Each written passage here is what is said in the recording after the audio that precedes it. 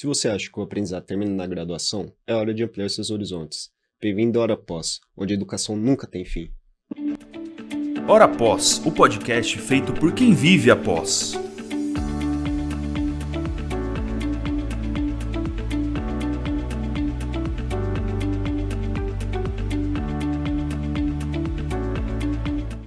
Olá a todos, meu nome é Gabriel, sou advogado, mestrando em Direito aqui na Unimar. Hoje estou com a professora Marisa para apresentar mais um episódio para vocês do programa Hora Pós. Tudo bem, professora? Tudo bom? Tudo bem? A professora Marisa é doutora em Educação, com ênfase em Política e Gestão Educacional, e mestre em Economia Política.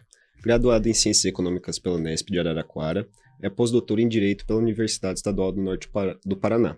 Com vasta experiência no ensino superior, atua nas áreas de Economia, Finanças Públicas e Educação, ministrando disciplinas como Economia Política, Introdução à Economia e Economia Brasileira.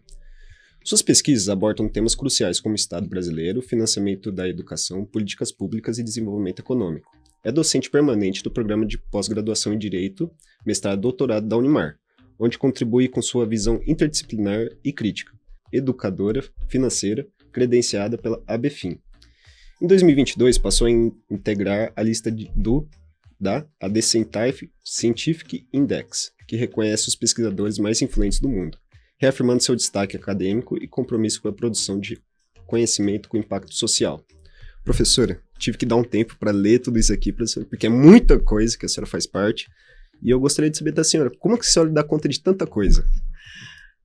Bom, é bom estar aqui conversando, né? Podendo chegar nos nossos alunos, mas, na verdade, são todas coisas ligadas à economia, ligadas à área acadêmica, né? Ligadas aí à minha atuação como economista e como uma economista que teve como opção, de fato, seguir na área acadêmica, e aí esse envolvimento com a sociedade fica justamente por conta do Conselho de Economia, por conta dos nossos projetos de extensão, né, principalmente na administração e na contábeis, na graduação, mas tudo se relaciona.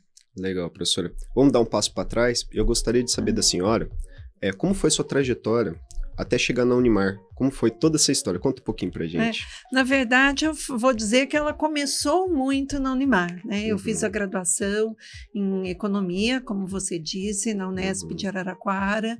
Me formei, como quase todo economista que está se formando, queria ir para uma grande empresa, queria ir para um centro maior, fui para São Paulo, fui trabalhar numa grande empresa de auditoria, mas foi justamente quando eu comecei o mestrado, porque assim, eu já tinha esse gosto pela área acadêmica, tinha sido bolsista CAPES da graduação, que é o programa do PET, né, que é o programa da CAPES para graduação, e aí comecei a fazer o mestrado, e naquela época ainda era muito difícil essa visão que hoje eu acho que as organizações, né, têm muito mais, de que o mestrado também contribui para a vida profissional. Talvez naquela época isso não fosse tão sentido pelas empresas, e chegou num momento que ficou muito difícil realmente conciliar a vida na empresa, trabalhando em auditoria externa, e o mestrado. E foi exatamente nesse momento que surgiu o convite para eu vir lecionar aqui na Unimar, né? Então eu me formei, fiquei 2 anos em São Paulo e voltei para Marília, porque eu sou de Marília, né? Ainda fazendo mestrado. Por isso que eu digo que tem muito mais depois do que até chegar aqui. Quer dizer, eu comecei aqui como mestranda, né? Numa época que a gente ainda também tinha uma outra configuração do ensino superior no Brasil, não tínhamos tantos mestres, tantos doutores nas instituições. E aí eu comecei aqui como professora da graduação da administração. Não, bacaníssimo, professora. Você tem até a resposta da próxima pergunta que eu iria fazer, que é o que motivou a sua saída da economia para a educação, essa junção das duas. Então, assim, eu gostaria de saber, porque a senhora leciona em vários diferentes programas, diferentes cursos dentro da Unimar aqui, e eu queria saber da senhora como é lecionar para tantas pessoas de tantas áreas, com tantas personalidades específicas, por exemplo, da medicina veterinária, da saúde, do direito, da administração. Como é fazer dar conta de tudo isso? Eu vou te falar que é muito bacana, que eu acho que é justamente isso que fez com que eu visse a economia de um jeito que ela tem que chegar nas pessoas. Porque assim, é muito fácil você dar aula para um aluno de um curso que ele já vê diretamente a relação e o uso da economia, né? Então, é claro, aquele aluno, por exemplo, da administração, eu não preciso explicar para ele por que ele precisa estudar a economia. Quando a gente vai para cursos mais distantes em termos de área, você tem que entrar um pouco na realidade daquele curso, conhecer um pouco a realidade daqueles profissionais para conseguir dar aula para aquele aluno, trazendo uma relação com a área que ele vai atuar, com a área que ele está se formando. Mas eu acho que é isso que é muito bacana, né? Eu gosto muito, por exemplo, a medicina veterinária, né? Já dei em outros períodos, atualmente também estou com eles, é muito bacana, porque é justamente eles perceberem que eles já são muito bons tecnicamente naquilo que eles estão estudando, mas que eles precisam ter essa visão de mercado, de economia, de entender as questões macroeconômicas, às vezes até de financiamento, porque muitos vão ser empreendedores na área deles. Então, eu acho que isso, de fato, até me formou como professora, ter que passar por cursos diferentes, e hoje eu vejo isso como algo assim extremamente positivo. Sim, professora, não, incrível. E assim, a senhora já falou, por exemplo, que a questão da personalidade muda de curso para curso, né, professora? Uma coisa é um aluno do direito, por exemplo, outra coisa da medicina veterinária, né? Tem outra cabeça, outra personalidade, outro foco, né, de pesquisa. E a importância, assim, do pensamento crítico na área da economia, poder debater questões muito específicas, né? Então, assim, professora, eu gostaria de saber da senhora agora qual a questão, assim, central hoje no país, na economia brasileira, para os alunos que querem entender um pouco mais de economia e pesquisar sobre essa área de uma forma mais ampla. Tá, eu diria, olha, eu acho que tem duas questões que a gente discutiu muito esse semestre, com focos diferentes, né, nos diferentes cursos. Uma própria questão do Estado brasileiro, né, onde que ele fica, como que ficam as questões econômicas, o ajuste fiscal, o que é esse ajuste que nós estamos discutindo, qual que é o papel do Estado, onde que isso interfere na vida do empreendedor e do próprio funcionário, né, aí das organizações. Então, essa eu acho que é uma questão muito importante. E outra questão que eu acho que está muito em discussão, um pouco até em função das redes sociais, né? Eu falo isso muito em primeiro ano, que o pessoal às vezes chega com aquela ideia de que eu vou virar um mega investidor, de que eu vou pegar minha bolsa do estágio, vou começar a investir e que vai dar tudo certo.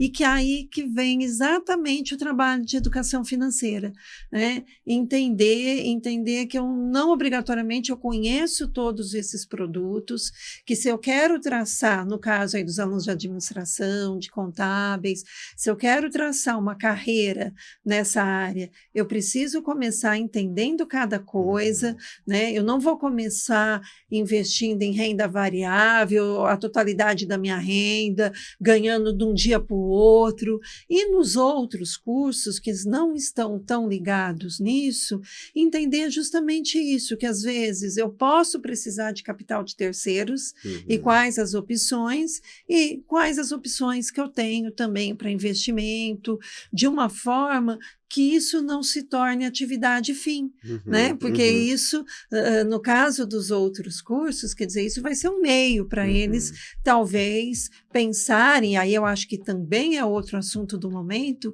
que é justamente a questão da aposentadoria. Não, talvez, a aposentadoria formal, né? Essa é uma coisa que eu até discuto muito com eles, que foi muito, isso eu discuto em todos os cursos, que tem sido muito discutido, os jovens e essa crítica que às vezes nem sabem o que eles estão criticando, mas essa crítica ao CLT, né? Que virou piadinha de influencer em rede social. Então, assim, primeiro de tudo, eu tenho que entender o que é o CLT, entender o que é a pessoa jurídica, entender os prós, os contras, e ter uma previsão de como eu vou projetar a minha carreira e como que eu vou projetar a saída, né, de um mercado, de uma atividade produtiva, seja ela empreendedora, seja ela contratado por uma outra organização.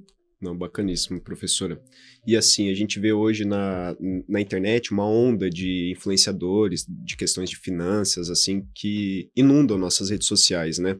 Então, eu acho que, pelo que a senhora falou, o papel que a senhora tem que ter um pouco também é dar um choque de realidade nas pessoas, né? Que estão tão inundados por tantos vídeos e temas, vendedores de curso, de coaches, etc. E queria saber da senhora como que a senhora enxerga esse tipo de trabalho dos, como posso supor, dos influenciadores. Influenciadores financeiros, eu costumo chamar assim. Eu até comecei a seguir alguns e falo isso para os alunos, até para entender que tipo de informação que eles estavam recebendo. E assim, algumas premissas são muito fora da realidade. Por exemplo, esses dias eu via um que dizia, olha, é simples você juntar determinado valor em 20 anos, é só você guardar R$1.000 por mês. Né? Que é uma realidade de pouquíssimos dos brasileiros conseguir guardar R$1.000 por mês, principalmente dos que estão começando, né? Então eu falo para os alunos, vocês estão fazendo faculdade, vocês estão na fase que vocês estão gastando, né? Se vocês conseguirem não se endividar, já está ótimo. Então, assim, a gente precisa ter esse pé no chão e não vender facilidade. Eu diria que esses influenciadores, é claro que tem gente séria no mercado também, mas alguns, eles estão realmente criando uma ilusão de que a vida vai ser fácil financeiramente dizendo. Então, eu vou comprar o curso, aí vem os cursos, né? Vou fazer investimentos e isso vai ser fácil. Então, esses que falam, com 30 anos eu já conquistei minha independência. Claro, tem os que conseguiram, não tenho dúvida, né? Mas a gente tem que ter esse cuidado justamente de abrir os olhos dos alunos para dizer, olha, não é tão simples assim. E se você não conseguiu, não é porque você está errado. Né? Você está na realidade, que é a realidade do nosso país, é a realidade de quem está batalhando, de quem está estudando, de quem está projetando uma carreira para frente. E eles tratam de assuntos muito simplistas, né? Eles tratam 20 anos como se não fosse nada. Exatamente. E assim, como se não tivesse variáveis, como se não mudasse o governo, mudasse questões de política cambial, etc. Então, assim, é realmente algo que a gente tem que pensar futuramente para as próximas gerações, porque isso vem impactando cada vez mais, né, professora? Gostaria de saber da senhora agora sobre a questão do o papel do Estado no financiamento da educação. Como que a senhora enxerga o papel do Estado hoje na questão de políticas públicas voltadas para universidades, da graduação, da pós-graduação, cientificamente? Queria que a senhora falasse um pouquinho disso para a gente. Eu vejo de uma forma muito positiva, né? Eu acho que nos últimos anos a gente nós tivemos alguns períodos aí de crise, mas eu vejo de uma forma muito positiva. Eu particularmente sou uma grande defensora do ProUni, né? Eu acho que de fato é uma política social, mas é uma política de transformação social, né? Acho assim, nós já temos pesquisas produzidas mostrando justamente o resultado que essas bolsas têm gerado. Então, assim, no ensino privado, eu vejo com olhos muito positivos o ProUni, eu vejo a própria quantidade de bolsas em pós como algo também extremamente positivo. No ensino público, é claro que nós temos, às vezes, ainda algumas críticas do acesso a esse ensino público superior, mas eu também vejo que ele melhorou muito, que ele se ampliou.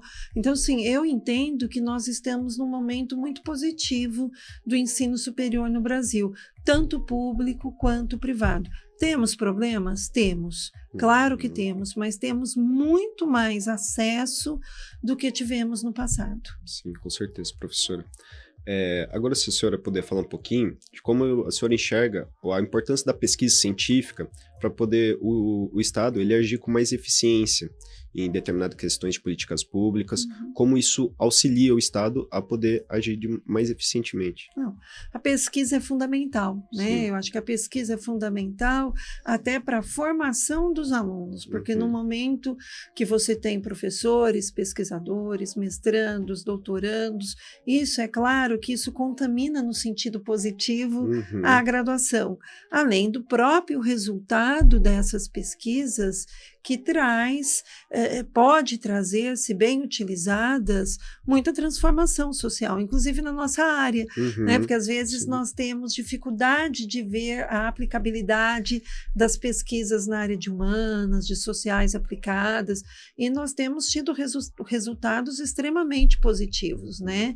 Eu citaria aqui como exemplo uma tese recém-defendida no nosso programa do direito, que ele trata a questão da economia comportamental, olhando para a previdência social, algo interessantíssimo, e faz sugestões de melhorias, até no próprio aplicativo, na forma, né, de passar isso para a população, e aí volta até naquela questão que eu falava anteriormente, nos jovens. Então, quando a gente vê pesquisas dessa forma, é claro que isso traz um resultado imenso para a sociedade, né? No momento que eu estou olhando para questões que são questões sensíveis, né? Do Estado brasileiro, da sociedade brasileira, e eu tenho falado muito isso. Para mim, a questão da previdência é uma questão extremamente sensível, né? Para as próximas gerações. Então, pesquisas, por isso que eu cito essa, foi uma tese brilhantemente defendida no PPGD, acho de suma importância a pesquisa na nossa área também. Então já fica a dica para quem se interessar pelo tema, só entrar no site do PPGD. Tem livro também da professora? Ele acabou de publicar, né, um livro que é reflexo da tese dele. Para quem tiver interesse, só entrar no site da Unimar lá e se informar, porque realmente o assunto é bem bacana. E a senhora está falando, eu tô lembrando das aulas que a gente teve, né, no programa de pós-graduação em Direito, e assim, é sempre uns temas que instigam os alunos, né? Então, geram muitos debates na sala, a gente se comunica muito bem, porque, querendo ou não, o direito, às vezes a gente trabalha com muita abstração, a gente fica muito no campo das ideias, e eu acho que o papel da economia no direito é puxar a gente para baixo, né? Conectar a gente de volta para a realidade. Mas, professora, gostaria de saber da senhora, se a senhora poderia contar um pouco para a gente o que é o Corecon, como é atuar lá dentro e qual a importância para você de estar lá dentro, né? De iniciar esse trabalho. Tá, o Corecon é o nosso conselho, né? Conselho que representa a profissão dos economistas. Eu era delegada municipal, depois passei a ser da região de Bauru, e agora eu sou conselheira, né? Nível do estado, e tem sido muito bacana, até mesmo porque o conselho também tem muito essa proposta da educação financeira, então vem muito com aquilo que eu penso, né?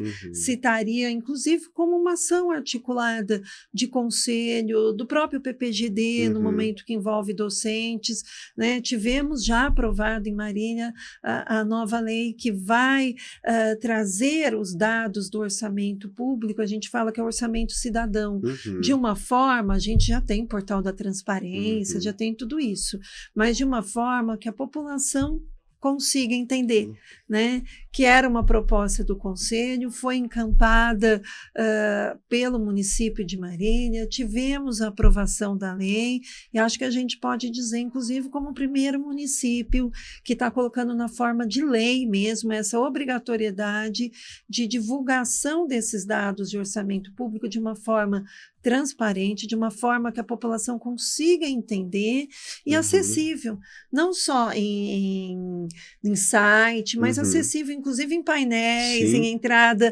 de órgãos públicos, para que de fato chegue na população. E aí eu volto na sua questão anterior, né? Sem dúvida alguma, é mais uma forma de você chegar na sociedade, de você relacionar tudo aquilo que a gente discute na academia com a sociedade, com o crescimento da sociedade e no que se refere ao Estado, né, o papel também da universidade de estar olhando o que acontece no setor público, contribuindo, trazendo sugestões para que, de fato, haja uma melhoria para a sociedade como um todo. Incrível, professora. É muito bom ver funcionar na prática teorias tão bem fundamentadas, né? Então, assim, é uma alegria para a gente poder ter uma experiência como essa na nossa cidade, vindo de um órgão que, querendo ou não, tem influências da universidade, e é aquilo que eu sempre digo nos programas. O princípio básico é você conseguir unir a teoria à prática, e quando isso funciona, é a coisa mais bonita de se ver para quem é acadêmico, né? Professora, eu gostaria que a senhora agora falasse um pouco para os jovens que estão assistindo a gente, para aquela pessoa que gosta muito de usar o cartão de crédito, que às vezes acabou de sair, completar 18 anos, né? Conseguiu aquele saldo bem grande, aquela possibilidade de empréstimo. Então, gostaria que a senhora desse algumas sugestões para os alunos, para os jovens de hoje em dia, que às vezes não têm uma educação financeira na base e acabam por se endividar muito cedo. Perfeito, né? Discuto muito isso em todos os primeiros anos, quando eu dou aula, porque é justamente isso. Eu brinco que a hora que eles passam na faculdade, eles já começam a ser, né? Eu uso uma expressão, mas não deixa de ser, assediados pelas instituições financeiras, oferecendo contas, oferecendo cartões. Claro, eles estão de olho, né? No bom sentido, num potencial cliente, acreditando no futuro desses alunos profissional e que eles ficarão com essas instituições, mas que os alunos, sem dúvida alguma, né, têm que ter cuidado com essa questão de endividamento. E hoje a gente vive um momento muito favorável ao endividamento. Então foram temas também de discussão em algumas disciplinas, naqueles cursos que tinham relação a esse semestre, por exemplo, o CLT consignado, né? O saque aniversário do fundo de garantia. Então, assim, muitos nem conhecem exatamente o que é, e acabam aderindo, né? E todos têm as suas implicações de endividamento depois, né? Agora, quando você fala do cartão de crédito, sem dúvida alguma, essa é a pior de todas, né? O ideal seria que realmente nós nunca precisássemos nos endividar. Em precisando, é realmente, né, saber sentar, saber olhar, saber fazer análises realistas. Não adianta também ficar usando o limite que o banco dá a uns juros altíssimos, dizendo, ao mês seguinte eu resolvo. Quer dizer, se você já entrou no mês seguinte devendo, a chance de se resolver no mês seguinte é menor ainda. Então, assim, às vezes, claro, é preferível tomar um crédito a uns juros um pouco menor, mas eu tenho que, de uma certa forma, conseguir equacionar, porque senão eu vou tomar esse crédito e eu vou continuar me endividando, e aí é justamente onde a gente vê, né, as pessoas com... Ninguém começa com grandes dívidas, as pessoas começam com pequenas dívidas, e aí vem outras que acabam sendo para cobrir as pequenas, e o endividamento acaba crescendo muito. Então, eu acho que é conhecer realmente todas essas formas e ver se realmente eu preciso desse endividamento, mas sem dúvida alguma fugir, né, do limite do banco, fugir do cartão parcelado, que essas são as piores formas de todas, né, são as mais custosas, as mais onerosas. Tem o Pix parcelado até. O Pix parcelado, outro que a gente tem discutido muito, né, é muito fácil o uso. É muito fácil o uso do Pix parcelado, é muito fácil para quem é CLT, o consignado CLT, né, você faz isso hoje tudo de forma virtual. Então, é muito fácil, além do saque aniversário do fundo de garantia, a antecipação desse saque, né? Então, você já está perdendo a sua garantia ali, você ainda está antecipando, mas são formas muito fáceis, por isso que a gente precisa realmente discutir muito para fazer uso destas ferramentas quando a gente entender que elas são adequadas e não virar refém delas. Professor, eu vou até pedir desculpa, porque eu vou fugir um pouquinho do assunto. Imagina. Falando de tudo isso, eu lembrei das bets. Eu acho que inevitavelmente a gente chegaria nesse assunto. Como que a senhora enxerga? Porque tem gente até vendendo na internet, voltando na questão dos influenciadores, como renda extra. Exatamente. Né? A primeira coisa que a gente fala, eu tenho uma posição muito clara, né? Converso com alguns colegas que às vezes até têm alguma posição um pouco diferente, mas é isso que é o rico da academia também. Eu tenho uma posição muito clara contra. Né? Muito clara contra. E aí tem pessoas que tentam me convencer, não, mas a Bet você pode ganhar, a Bet é resultado de jogos, mas a gente sabe matematicamente, né, que você vai muito mais perder do que ganhar. Está aí a CPI das bets investigando toda essa temática e realmente o assunto do momento, porque as pessoas vêm às vezes com essa ideia, né? É uma renda extra. Eu falo, não é renda extra, né? Não é investimento. Quando eu dou aula sobre investimentos, eu começo do mais tradicional, que é a poupança, e chego até o mercado de futuros, que eu acho que é o mais complexo.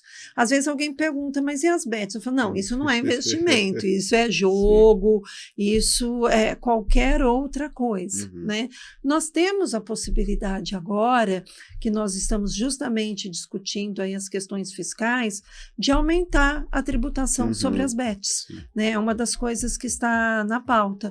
Eu acho que seria uma bela de uma resposta, né? Perto do que a gente tem visto, perto do que a gente tem acompanhado. Então, assim, é uma posição minha, né? Mas do meu trabalho como economista, de que isso é algo extremamente nocivo para a população brasileira. Aquele relatório que o Banco Central divulgou, que ele mostrava a quantidade o percentual de gastos em bets com o uso da Bolsa Família, mostra um pouco essa necessidade da gente discutir o assunto, da gente falar sobre o assunto, da gente trabalhar na perspectiva de educação financeira, porque não dá também para você só criticar o que usou a Bolsa Família. Muito provavelmente ele usou porque ele via nisso uma possibilidade de obtenção de renda, né? E está claro que não é um caminho de investimento, não é um caminho nem para eu ganhar um dinheiro para eu cobrir uma outra dívida. Muito pelo contrário, a chance é que eu aumente o tamanho do meu endividamento. Sim, né? Sim. Eu acho que, assim, eu compartilho da visão da senhora, eu acho que é muito mais um sintoma essa questão do Bolsa Família, né? E a gente tem que voltar os olhos para que não se torne uma doença muito grave no futuro, né? Porque a chance disso evoluir para outras questões é enorme. Eu vi um vídeo esses tempos no Instagram, onde demonstrava onde os principais países em que as bets funcionavam. E assim, o Brasil estava aqui, a Inglaterra está lá no topo. Do nada, o Brasil já passou em casa dos milhões o número de jogadores comparado com a da Inglaterra, por exemplo, em números totais, né? Mas, seguindo esse caminho, professor, para a gente comunicar um pouco melhor com os jovens, o senhor poderia falar um pouco também para a gente das criptomoedas, que é um assunto que vive em alta, né? Hoje deu uma baixada, mas volta e meia volta à tona aqui nos noticiários. Exatamente. Eu acho até que deu uma baixada justamente porque a gente está discutindo muito essas outras questões. As criptomoedas, né? Eu tenho vários tipos, a mais conhecida aí por todos é o Bitcoin, né? Ela tem uma sistemática, tem toda uma lógica da criação delas. A grande questão das criptomoedas é que elas não são reguladas por um banco central. Elas não têm alguém por trás que eu possa reclamar, deu errado, para quem eu reclamo? Não tem. E, por outro lado, em alguns momentos elas têm trazido ótima rentabilidade. O que eu penso para aquele jovem que quer investir, que já acompanha, né, e que fala, não, eu quero entrar para essa área, que seja um pouco conservador, né? Que invista um pouquinho nas criptomoedas, mas que mantenha aí uma proporção para não correr riscos indemasiados. O fato é, tudo que pode te prometer uma rentabilidade muito maior, também pode te trazer um risco maior. E aí vem a questão exatamente do perfil de investidor de cada um. Alguns têm um perfil naturalmente mais conservador, outros têm um perfil mais arrojado. É importante que eu também encontre qual é o meu perfil, né? Porque quem tem um perfil mais conservador, no dia seguinte, se olhar lá e ver que está com saldo menor do que ele investiu, fala, mas como assim? diminuiu. Né? Quem Vai já dar um tem desespero. Exatamente. Então, eu acho assim que nessa questão de investimento, Uhum. isso também é muito importante. A pessoa seguir o perfil dela, né? E fazer uma composição que ela se sinta confortável dentro daquilo. Bacana. Professor, já caminhando para o final, fazer uma pergunta para a senhora, relembrando um pouco aquele programa que tinha na Cultura, Provocações, né? Uma pergunta mais intimista, assim. Professora, se você voltasse no passado hoje, conversasse com você, lá quando estava iniciando a graduação, qual conselho você se daria naquela época? Olha, eu não sei se eu me daria assim, algum conselho. Eu costumo dizer que eu fui fazer economia sem saber o que era. Como eu acho que a grande parte dos jovens vão para a faculdade, né? Eu fui porque, assim, eu gostava de humanas, mas, ao mesmo tempo, eu era boa em matemática. Então, tinha aquela coisa, assim, Unia, né? Mas eu acho, assim, que eu estudei muito, porque eu falo que o conselho que eu daria para todo mundo era estude mais, né? Eu acho que, de fato, eu estudei muito, mas eu atribuo, assim, a uma felicidade de ter gostado do curso, né? E de ter dado sequência depois, para mim, foi muito importante ter feito o mestrado, né? Logo depois da graduação, comecei com meio ano de diferença.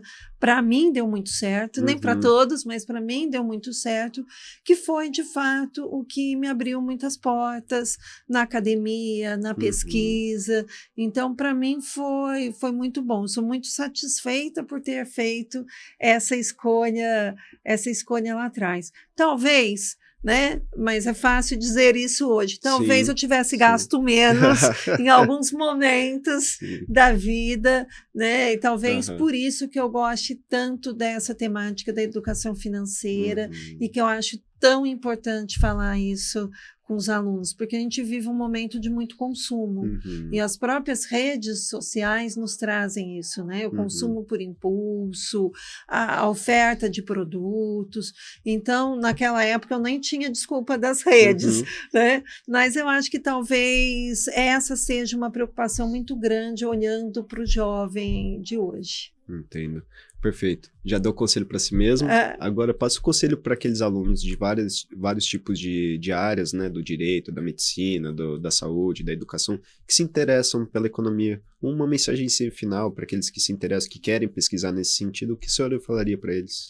Perfeito. Eu acho que a gente não precisa obrigatoriamente ser um profissional da área, né? Então, todos esses já escolheram suas áreas, vão ter suas profissões nas suas áreas, mas todos eles precisam entender o funcionamento da economia, entender o funcionamento aí do mundo, vamos dizer assim, corporativo. Então, essa questão de abertura de empresa, né? As diferenças entre pessoa jurídica e CLT, a importância desse planejamento de uma vida numa sociedade em que a tendência é que a gente trabalhe cada vez até idades mais avançadas, pela própria mudança da pirâmide etária, mas que eu faça isso com planejamento. Então, o conselho que eu dou, eu acho que eu volto até resumindo o que nós falamos aqui, entenda o suficiente para que as questões econômicas, para que as questões aí organizacionais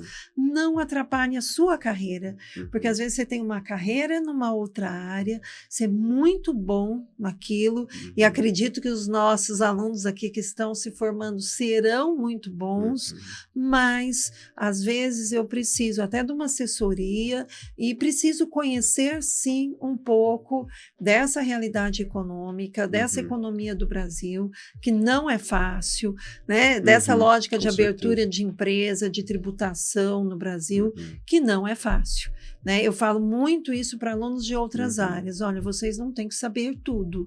Inclusive, vocês vão procurar profissionais de outras áreas para assessorá-los, mas vocês precisam entender, né? Em onde que vocês estão nessa sociedade da produção, e olhar para essa economia de uma forma a usá-la da melhor forma possível. Ter uma noção, né, professora? Ter uma noção, sem dúvida alguma. Professora, muito obrigado.